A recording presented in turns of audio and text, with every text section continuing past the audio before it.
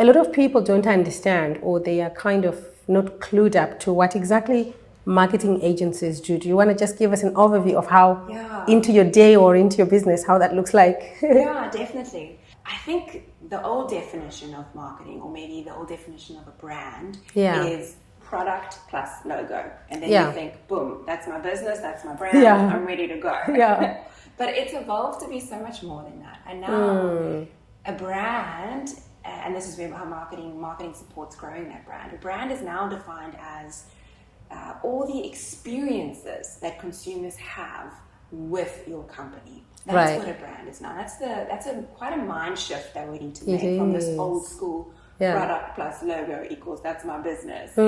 It's so much more than that. And with digital and with the access to information, and you can, you don't no longer talk to somebody at a braai or over the neighbor to the neighbor and get your recommendations that way. So much is happening online. It's so fast. So a brand has now come to mean all these experiences. And what marketing does is it helps shape those experiences that a consumer has with your company. And what you want to do through that process is communicate your positioning, communicate a clear, consistent message about who you are as a company through each touch point.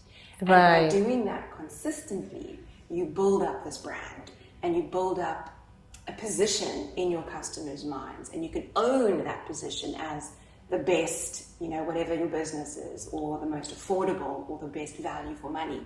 Whatever it is, that message you want to communicate, that is what marketing does. It helps communicate that message consistently across all touch points, so that you can own that position in your customer's mind. And you tell me honestly, seriously, because for entrepreneurs and startups, honestly, how do they even start to think about so I want to understand, does marketing become part of the key pillars from the beginning of an entrepreneur's journey?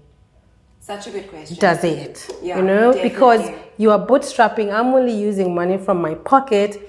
I have, remember, let's just walk back. The journey starts like this. I have an idea, and I want this idea to turn it into a product or a service, right? And now, okay, I have got the idea on paper, and now I want to make the idea into something.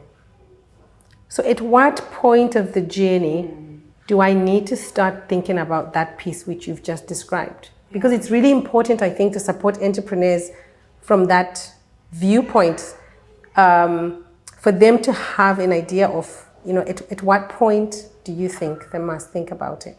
Yeah. So for me, but I am a marketer, so I think I've got the best job in the world. But for me, no, honestly, it would be from day one. Right. Because marketing is what creates demand and what communicates value about your offering. That's the marketing part of your company. So without marketing, people can't find you. People don't know what you do. And if they do find you, they're like, what is this? Is this something credible? It looks kind of dodgy. I don't know if I want to do business with you. So marketing is those touch points. It's consistently communicating that message to own that position in your customers' minds. So I would say from day one, maybe an example, Fungai, is if you look in the clothing industry at Mr. Price versus Zara versus Gucci. All of it is just fabric, zippers, buttons. Something to cover these bodies. Exactly. That's all it is. That's all it is, right? Exactly. Yeah. But because of their marketing, Gucci is able to charge premium prices for the same product that Mr. Price is charging for. It's a very different market, so it's got to do with that target market as well. But that's the value of marketing. It builds demand and it builds credibility, and it allows you to charge what you want to charge for your product. So a very important point to consider right from the beginning when you are deciding to enter any market with any product or service. Very much so. It is one of the most important pillars. You know why I'm saying that is because I do a lot of, I'm an investor. I wear my investor's hat at times, and I'm an entrepreneur sometimes, but I've been in the game for 21 years. And when I look back, When I first started a business, all I needed was a pen, a piece of paper, a fax machine, and a phone. Because my business was healthcare recruitment, and all I did, my marketing, piece of paper, went around my blog. Yeah. If I started a business doing this, would you work? Would you work? Would you work? And it was quite simple like that, you know.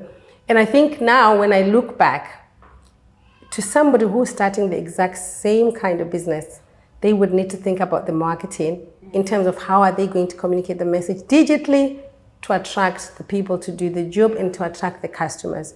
So I think from entrepreneurs' viewpoint, they have got more to think about in the times that we live in. Definitely. But even Fungi, when you started that business, you thought about, who am I going to target?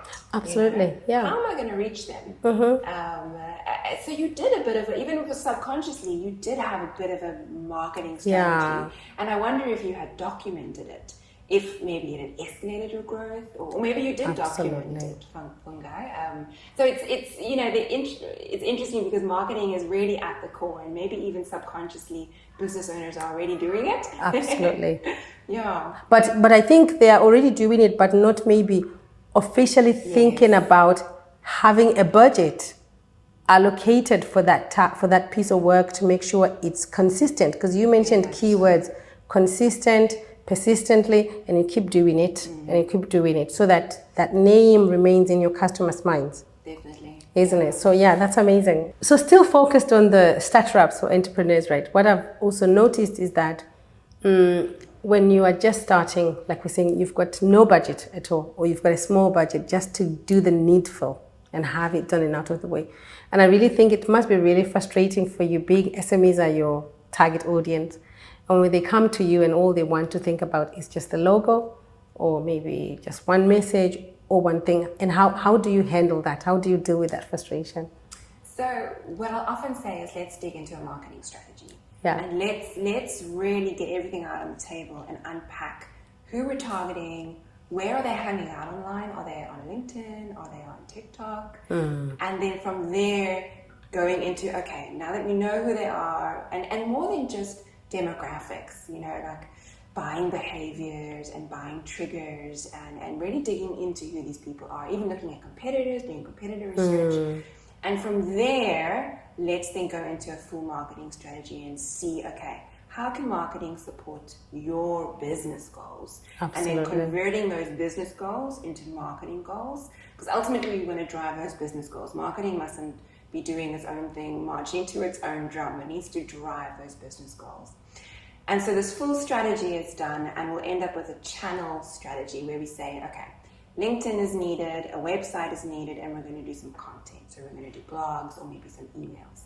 And we build this strategy very much tailored to those business goals. Yeah. And we find that's the best way to go about it, so that it's focused.